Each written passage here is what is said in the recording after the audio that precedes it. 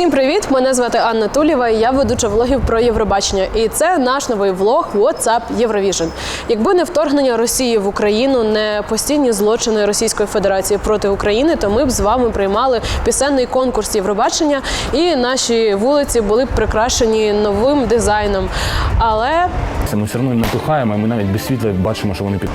українська і британська команда дуже співпрацюють між собою. Цього року Євробачення відбудеться у Ліверпулі. Тому ми вам розкажемо детальніше про дизайн, який буде супроводжувати конкурс цього року. Там поєднані кольори наших прапорів, тому дивіться далі. Ми поспілкувались з командами.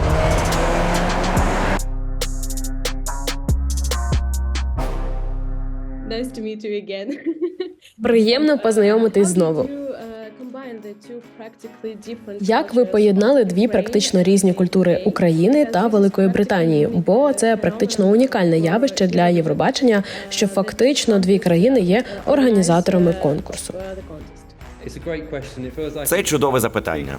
Таке відчуття, що це досить велике запитання. Гадаю, перше, про що слід згадати, це те, що наша співпраця з Starlight була настільки важливою та фундаментальною для визначення напрямку нашої роботи, для того, щоб переконатися, що у нас є щось, що матиме резонанс і працюватиме в обох країнах. І я вважаю, що було надзвичайно важливо поділитися цією подорожжю, а дослідження та перегляд усіх ідей дійсно допомогли нам задати напрямок роботи. Тож спочатку ми досліджували так багато різних ідей, спираючись на різні типи культурної іконографії обох країн.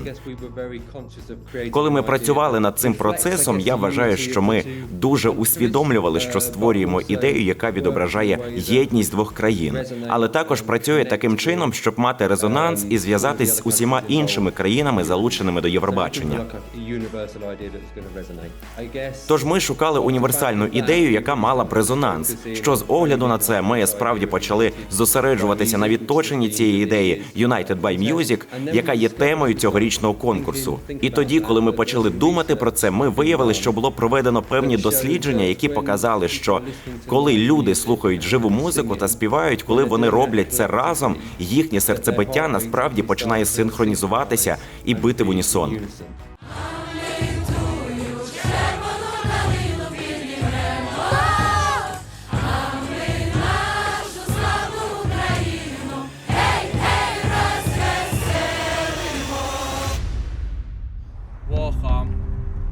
Walk on with hope in your heart.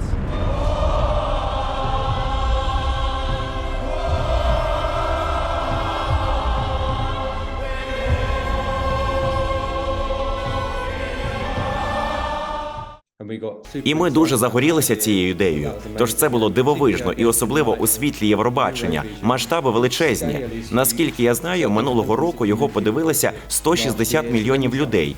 Тоді ми почали думати про цю ідею, про 160 мільйонів ударів серця, які резонують і б'ються як одне ціле. І це справді надихнуло нашу концепцію та роботу, яку ми подолали. Зрештою, це призвело до появи звукової хвилі, яка, коли ви починаєте її крутити, виявляється складеною з низки сердець. А потім у нас є те пульсування разом із серцебиттям і, можливо, ще одна річ, до якої варто доторкнутися ще раз. Добрий день, everybody. А ще ми поспілкуємося із українською командою, а саме з Олексієм, яка працювала над дизайном Євробачення разом з британцями. Олексію, добрий день. Добрий день. Hello, everybody. Hello, everybody. Хто ви в цій команді? Розкажіть нам. Head of Design Bureau, керівник дизайн-бюро Starlight Media. Ми робили для британської сторони, були залучені максимально близько зі своєї сторони з компетенції української сторони, щоб ми розуміли, що це було актуально для України саме зараз, що це такий нестандартний час. Ми розуміємо, що Україна переможець, але івент в Британії, це взагалі це була така ідея, як створити українську вечірку в Ліверпулі, щоб вшанувати нашу перемогу там. З нашої сторони ми працювали над мудбордами і з точки зору української якоїсь намагалися в той короткий проміжок часу, оскільки там на нас на піч наш просили, напевно, може там за тиждень-півтора, да, і сказали, що ось, гайс, через там 1,5-2 тижні презентація побігла. Робіть щось. Да. І ми поєднали такий звичний меседж. Україна б'ється, серце б'ється, нація б'ється з точки зору копірайту, да, поєднали в символ щита серця з тризубом. Да, і так само показували їм це як референс. І дивіться, що в нас є така гра слів, коли значення слова б'ється може бути в контексті як да, і heartbeat, і як Ukraine fight. І для них це так само було таким, як на мене, да, мені так здалося, що це для них був таким імпульсом, що це штучка, яка точно зрезонує в українському суспільстві, вона зараз актуальна в Європі, що дійсно ми як там центр Європи, ми як самі такі енергійні зараз відстоїмо там ті свободи, ті принципи вільного світу, за якими там ми боремося. Мені здається, що все одно поєднання ключове було в тому, що, по-перше, оцей інсайт про серцебиття, який дуже зрезонував, і навпаки, як на мене, то це взагалі трошки глибше навіть на рівні всього Євробачення. Не просто ж так у Євробачення серце в логотипі. Це життя. Це центр, з якого все починається. І це коріння, початок, і вони зробили це поєднання навколо цього, і тому цей саме унікальний момент, коли в такий момент в Європі, коли там це потрібно, вони зробили, мені здається, дуже прикольну концепцію. Чому це важливо було відтворити? Тому що 2 компанії працюють на Євробаченні цьогоріч, хоча і могла працювати лише одна компанія з Великої Британії. Я думаю, з моєї точки зору, для нас було дуже важливо переконатися, що все, про що ми думаємо, буде доречним і культурно актуальним для України. Знаєте, це рік України, який Ліверпуль приймає від імені України. Тому ми дуже хотіли переконатися, що представляємо Україну сучасно. І тут Starlight справді допомогли нам зрозуміти, якою є сучасна інтерпретація та яким буде своєрідний символ для України. Тож для цієї конкретної події було надзвичайно важливо, щоб ми працювали разом, я вважаю. Як саме переданий дух та особливість Ліверпуля? Як ми щойно говорили, наша ідея набагато універсальніша, ніж просто представлення Ліверпуля чи України, а про серце, яке б'ється у всіх разом. Але у нас є невелика деталь у типографії. Шрифт, який ми вибрали, називається Penny Lane, назва відомої пісні «Beatles». І дизайнер шрифту насправді з Ліверпуля. І він виріс у той час «Beatles» у 1960-х роках. Отже, коли ми знайшли цей шрифт, його вигляд натхнений вуличними знаками в Ліверпулі, це було гарним зв'язком з усім містом. Крім того, ми дійсно хотіли висловити вигляд і відчуття музичних фестивалів і музичних плакатів. І в британській музиці є багато такого роду спадщини вигляду та стилю музичних плакатів. Тож це також вплинуло на нас з точки зору представлення цієї сторони речей. І один коментар, який українська команда зробила, коли ми обговорювали колір, тому що ми завжди знали, що важливо мати жовто-блакитний колір України у дизайні, і вони помітили, що Yellow Submarine Бітлів також має жовто-блакитний колір, і, що можливо, у цьому також є невеликий зв'язок з Ліверпулем. І моє наступне питання. Як вам було працювати з українською командою? Чи переживали ви за них через відключення світла і обстріли? Так, було чудово працювати з Starlight. Я думаю, що ми почали працювати разом, і у нас не було багато часу на роботу над концепцією. Але ми встановили досить хороший зв'язок дуже швидко. Багато спілкуючись, звичайно, віртуально та обмінюючись віртуальними інструментами, щоб поділитись своїми ідеями та дізнатись, якими були їхні думки. Тож ми знайшли способи зробити це через інтернет, цифрові інструменти та багато дзвінків. Але, звісно, ми були дуже стурбовані їхньою безпекою та тим, як вони могли працювати, страждаючи у тих умовах. Але так багато було зроблено. Культурне дослідження було настільки важливим, щоб зрозуміти всі різноманітні речі про Україну, яких ми не знали, про музику, Євробачення та сучасну Україну. Як тільки у нас виникло уявлення про серцебиття, було так багато розмов навколо, що означає для українців серцебиття, і те, що ідея спільного співу є також важливою для українців. Тож це дійсно допомогло нам відчути, що це дуже гарна ідея для представлення України. Вони створили фільм, щоб показати українську точку зору, свій погляд на концепцію та тему, що дійсно допомогло створити настрій, а також створили тести дизайну, рендери та анімації для нас, щоб допомогти нам у розробці дизайну.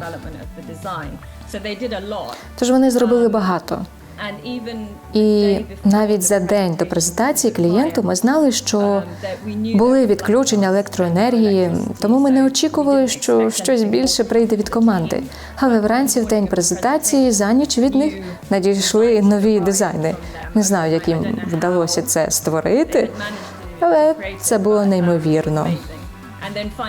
І нарешті Олена із Starlight приїхала до Лондона, щоб особисто виступити з нами перед BBC. І було так чудово зустрітися з нею в реальному житті після цього часу співпраці. Тож це було справді особливо. Але, звичайно, ви знаєте, у Лондоні ми дуже хвилювалися за команду. Я плачу, але я не знаю чому, але я плачу. Так, дякую за вашу позицію, тому що тут в Україні ми потребуємо підтримки.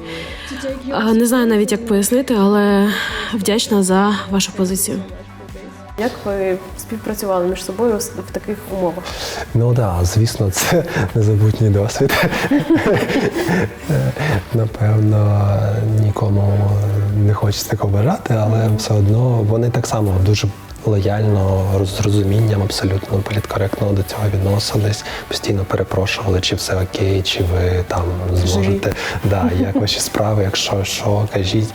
Но ми, звісно, пристосовувались, і там були історії, коли ми там в день немає світла, вночі потрібно щось було відрендерувати, і там за годину чи там за 2 ранкові презентації вигружали їм якісь там 3D-тести, рендери, були якісь історії, коли там людині потрібно було, щоб зібрати якісь там референси, презентацію, йти на заправку, щоб ловити якісь залишки Wi-Fi, бо там генератори, повертатись до комендантської години додому. Тобто такі історії так само були, але мені здається, що саме в цей момент, і ми для себе розуміємо, що ми не переможна, не скорена нація, бо ми можемо через такі складнощі, навіть через такі зусилля, там все одно робити якусь роботу свою, яку можемо, що можемо. Це ви про це розповіли, я згадала нашого Женю Руденка, який монтує наші влоги, і він робить так само, йде на заправку. Мені здається, що зараз вся країна в такому стані, тому всі малі, середні бізнеси, великі. Звісно, наш офіс так само був пунктом незламності, бо тут завжди є світло, тут завжди є тепло, генератори, і кому потрібно було, міг, звісно, прийти в офіс, попрацювати, і такі так само випадки були. Це теж дуже велика, потужна подяка за це, звісно.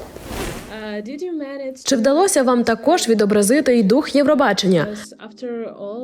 Адже його мета була об'єднувати країни після Другої світової війни. І фактично ми об'єднуємося зараз для миру. Так, я думаю, нам вдалося. Сподіваюся, нам вдалося. І, звичайно, це те, що ми збираємося робити. Я думаю, ми відчули, що цього року, як ніколи, було справді важливо передати дух Євробачення та його силу, щоб об'єднати людей у всьому світі. Я думаю, що одна з речей, яка зробила нашу роботу успішною, і я вважаю це безпосередність на темі «United by Music». І я думаю, що ця тема цікава у своїй різносторонності.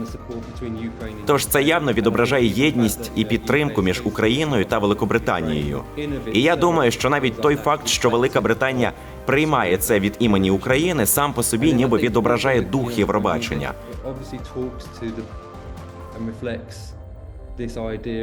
Я також думаю, що моя музика розмовляє про і відображає цю ідею сили музики, яка може об'єднувати людей.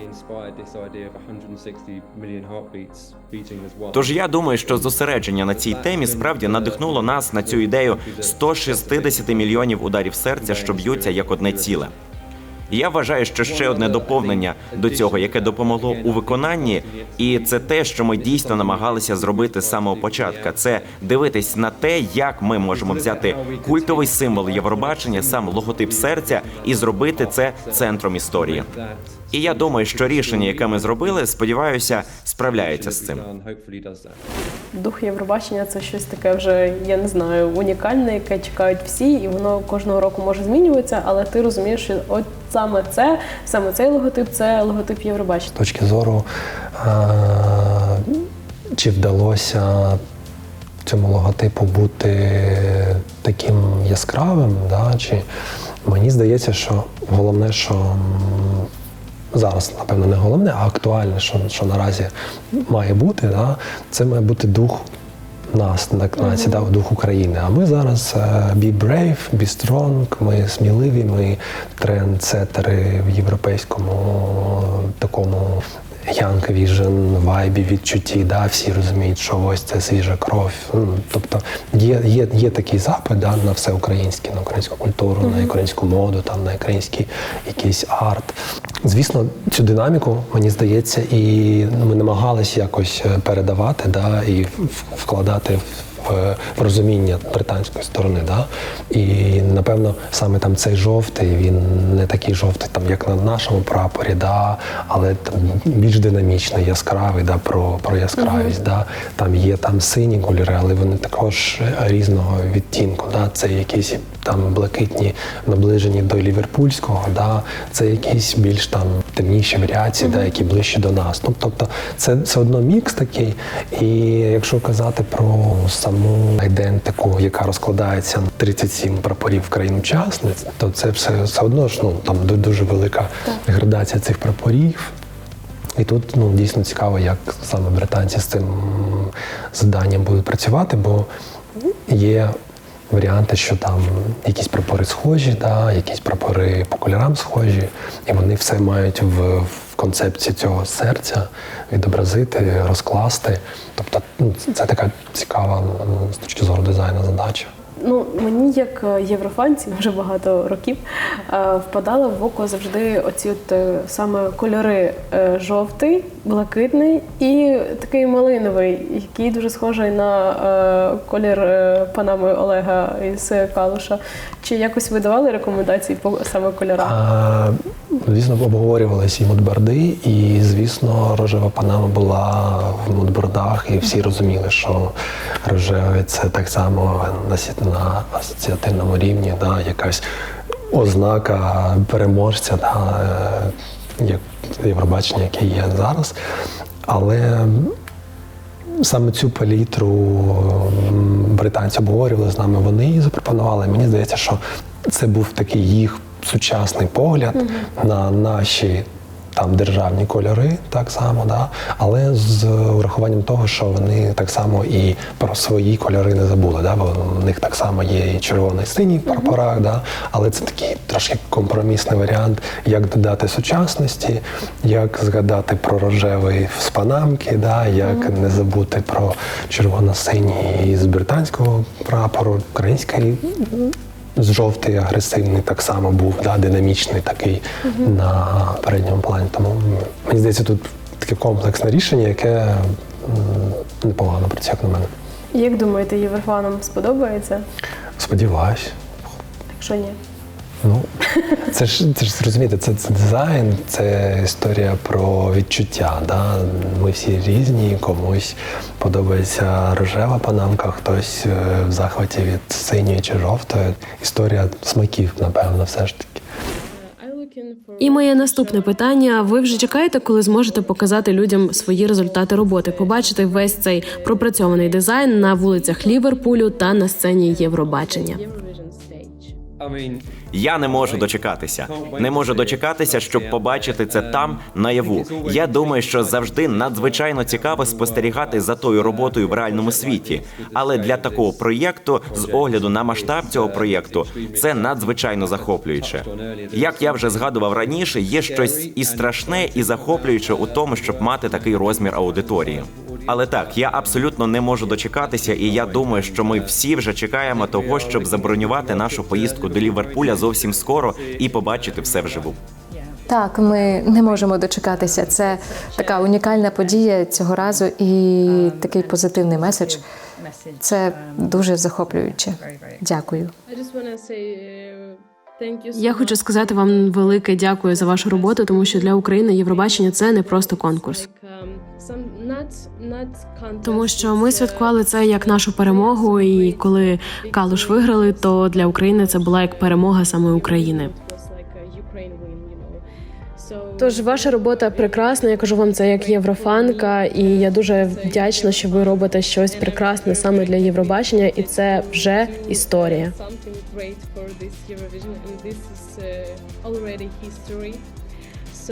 Тож дуже вам дякую за інтерв'ю і сподіваюся, що ми скоро побачимось у Ліверпулі разом із нашою делегацією.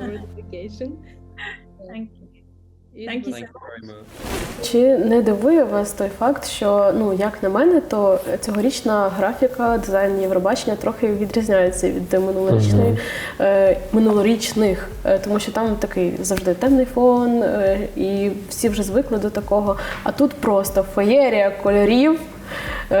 Як так склалось?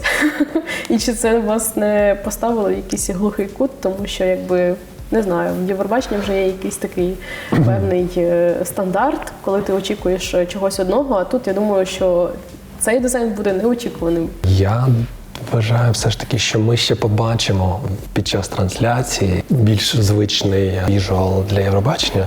Це логічно, оскільки великі івенти масштабні, всі концерти, вони завжди працюють в більш темній картинці, коли вся увага на сцену, фокус, а весь зал трошки приглушений. І це логічно. Тому ми наразі скоріш бачимо перші комунікаційні матеріали, які будуть розміщуватись по місту, по Ліверпулі, будуть автобуси роз'їжджати з цими.